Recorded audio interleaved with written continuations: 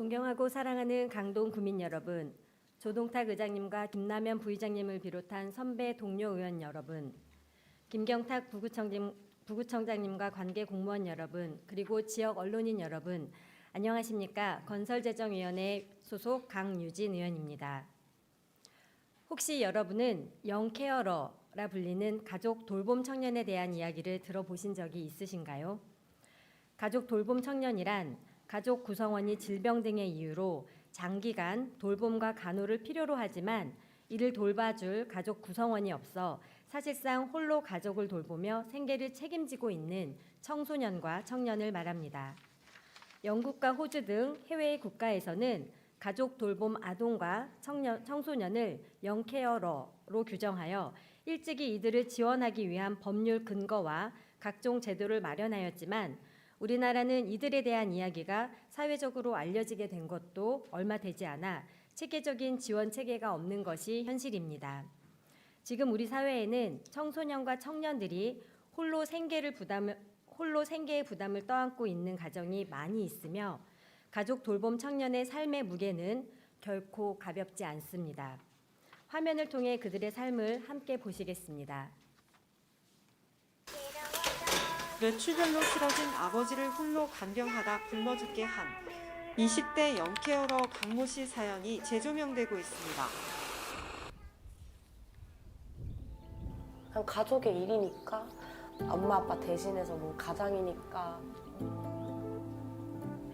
회사 다니면서 모아놨던 돈까지도 집에 나갔던 상황이고 쌀이 만약에 없으면은 그냥 굶은 적도 있고.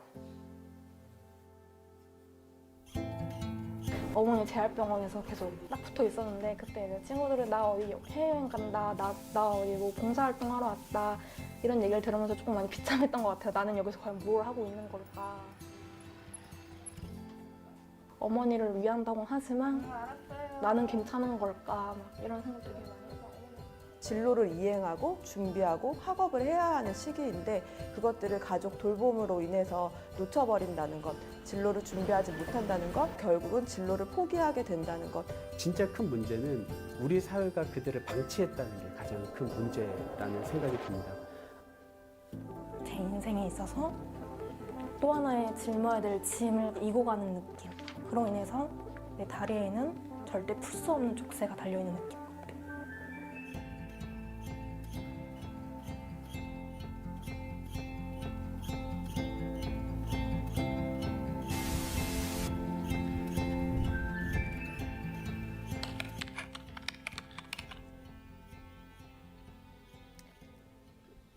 네, 지난 2021년 대구에서 20대 청년이 중병을 앓고 있어 거동이 불가능한 아버지를 오랫동안 방치하여 숨지게 한 비극적인 사건인 이른바 가족 돌봄 청년 간병 살인 사건이 일어난 지 2년이 훨씬 지났습니다.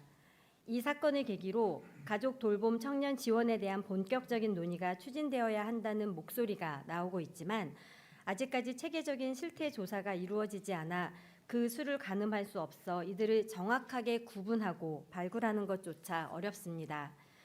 2022년 조사에 응하였던 가족 돌봄 청년을 대상으로 한 보건복지부의 연구에 따르면 가족 돌봄 청년의 주당 평균 돌봄 시간은 약 21시간, 평균 돌봄 기간은 약 46개월로 이들의 삶에 대한 불만족도는 일반 청년 대비 2배 이상, 우울감은 7배 이상 높았습니다.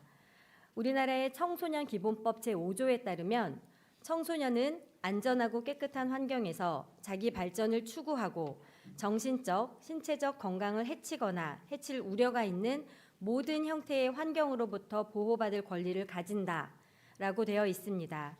우리 강동구에서도 가족 돌봄 청년을 위해서 그들의 열악한 환경으로부터 보호하기 위한 지원 시스템을 구축하여야 합니다. 이에 저는 강동구 가족 돌봄 청소년, 청년 지원 조례안을 통해 관내 돌봄 청년들의 현황을 파악하고 이들에게 필요한 지원 체계를 마련하고자 준비 중입니다. 조례안에는 관내 돌봄 청년에 대한 실태 조사와 지원 대상자에 대한 다양한 지원 방안을 고민하여 조문으로 담았습니다. 이수희 구청장님, 더 이상 가족 돌봄 청년들이 지난 대구 간병 살인과 같은 안타까운 선택을 하지 않도록 강동구가 적극 나서야 합니다.